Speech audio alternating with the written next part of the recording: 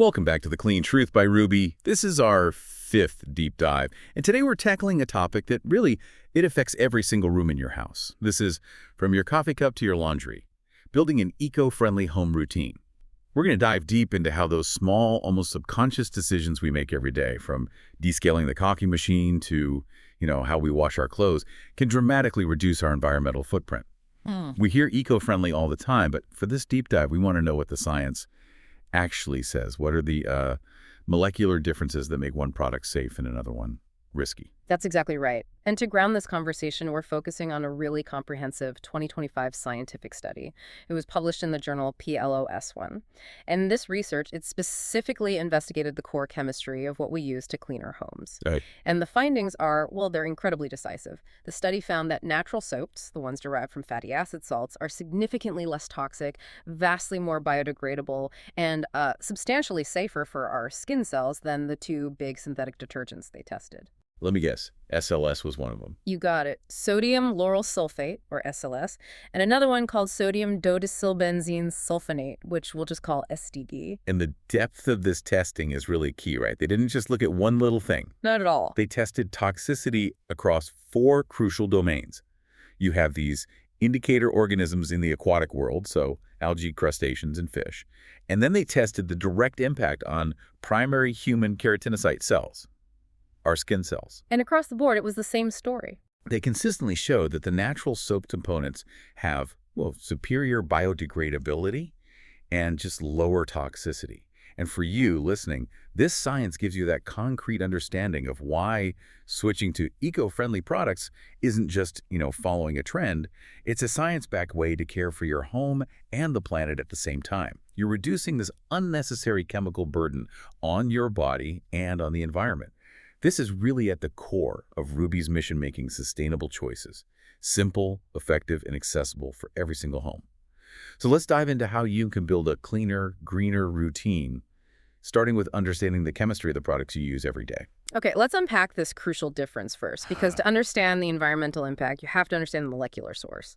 We're comparing natural soap versus synthetic detergents. Sometimes they're called synthets. Synthets. Right. So natural soap, it's derived from plant or animal oils and fats through a really old process called saponification.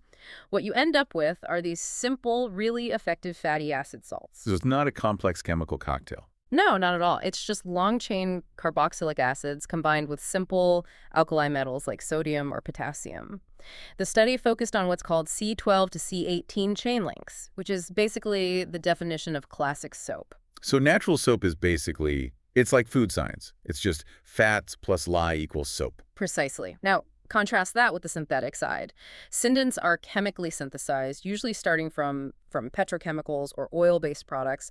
They go through these rigorous industrial processes like sulfonation. And they have more than just the cleaning agent in them, right? Oh, yes. They contain the synthetic surfactants, that's what does the cleaning, but also things like plasticizers, binders, and other additives to make them behave a certain way in a commercial product. And the 2 big ones they targeted were SLS, that's the foaming chemical you find in, everything from shampoo to laundry detergent, and SDB, that linear alkylbenzene sulfonate, which is used all over in household cleaners. And what's really fascinating here is the context the researchers give for why this study was so urgent.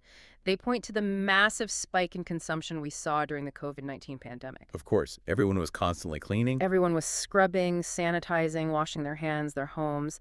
And that dramatic increase really forced researchers to look seriously at the cumulative environmental load and the direct human impact at the same time.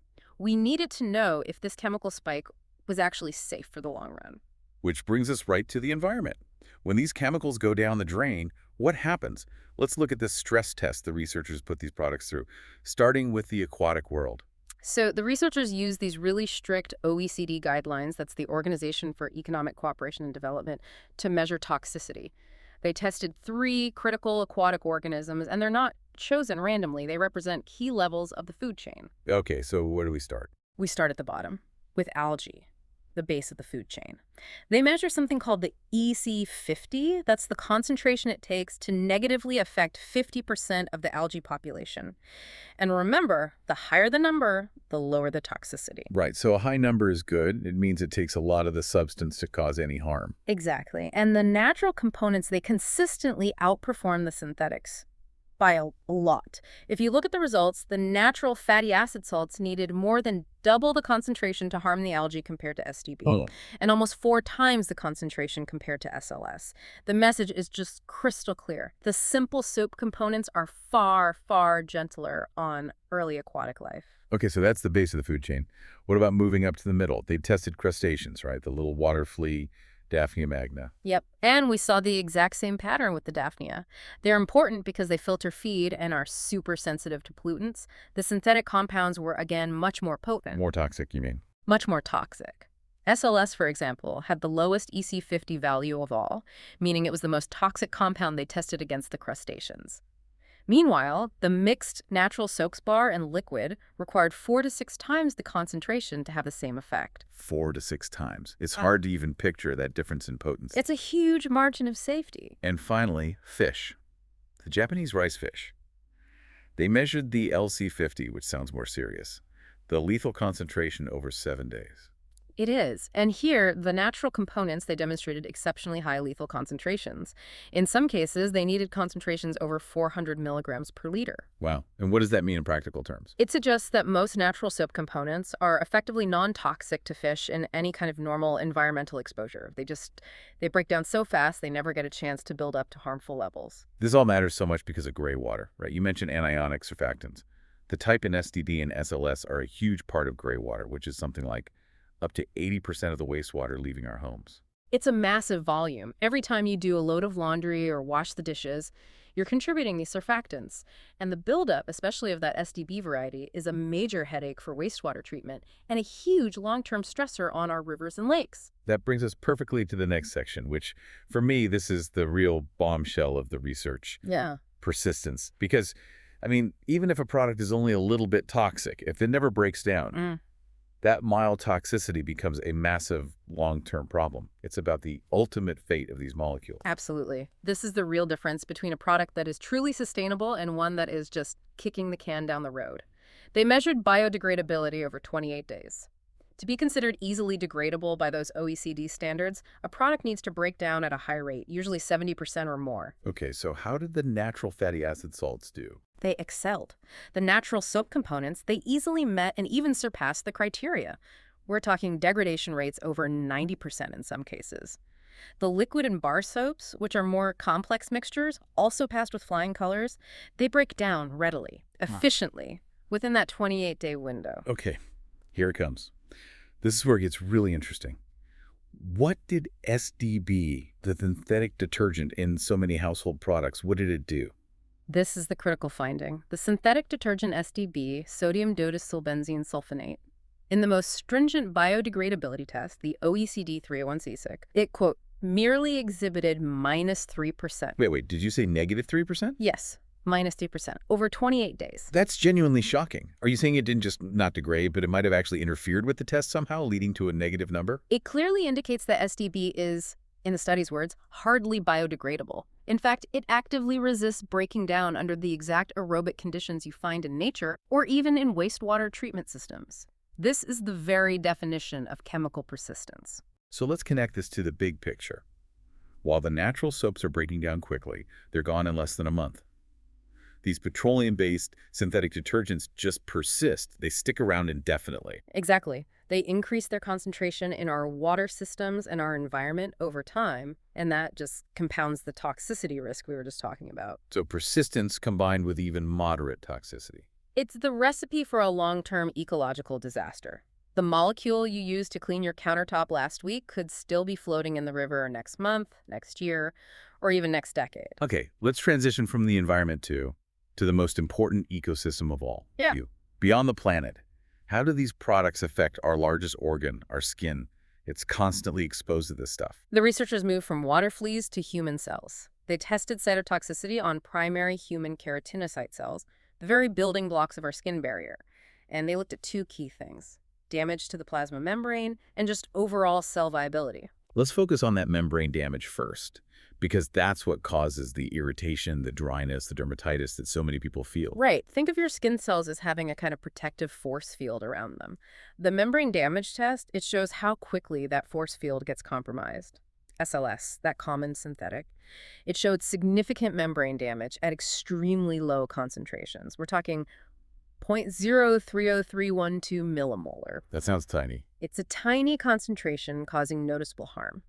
Now, in sharp contrast, the natural soap components only started showing similar significant leakage at concentrations 100 times higher. 100 times. It took 100 times the amount of the natural component to cause the same harm that SLS caused almost instantly. To really simplify this for everyone listening, the ultimate metric is viability, right? Yeah. The IC50, the concentration required to kill half the cells. So a higher IC50 means it's much, much safer. What do they find there? This is maybe the most compelling piece of health data in the whole study. When they compared the viability scores, the natural soap components were found to be 16-fold to 32-fold more viable. 16 to 32 times safer for your skin. Substantially safer for human keratinocyte cells than SLS. It's a massive difference, especially for people who suffer from eczema or who have to wash their hands frequently or just have general contact sensitivity. And that must be why they followed up with that clinical part of the study. Absolutely. It provides crucial scientific backing for clinical use. They actually gave natural soap to 50 patients with various skin conditions, acne, scars, burns, and just measured their subjective feelings. They felt better. They reported less itchiness, less dryness, but there's another really interesting finding. I saw that. The sticky feeling observation. The subjects rated the feeling as sticky, which was higher than in previous tests on healthy volunteers. Why might that be a good thing for people with damaged skin? It raises a really important question. The researchers suggest that this sticky sensation might actually reflect the natural soap components interacting with a compromised skin barrier in a protective way. Huh. Instead of aggressively stripping the skin's natural oils, which is what SLS is famous for doing, the natural soap might be forming a sort of temporary layer, one that aids healing or helps maintain moisture. And that's highly beneficial for damaged or sensitive skin. It's not just less damaging, it might be actively therapeutic. This research really circles all the way back to the core mission here, making choices that benefit your health, your home, and the broader environment. The science is just unambiguous. It's clear across all three domains we covered today. The key fatty acid salts that make up natural soap are significantly less toxic to aquatic life, they're rapidly biodegradable, and they demonstrate vastly enhanced safety for human cells compared to these pervasive synthetic detergents like SDB and SLS. So when you choose the ingredients that go into your laundry sheets, or your dish soap, or your personal hygiene products, switching to products based on fatty acid salts isn't some marginal improvement.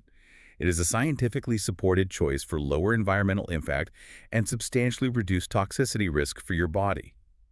The science really does make the choice simple, effective, and accessible. And here is the final thought we want to leave you with. Considering that a major, widely used synthetic detergent like SDB showed near zero biodegradability exhibiting, again, -3% over 28 days, what other, less studied everyday cleaning products might be secretly persisting and accumulating in our soil and our water long after they supposedly just wash down the drain? It makes you really evaluate every single bottle you bring into your home.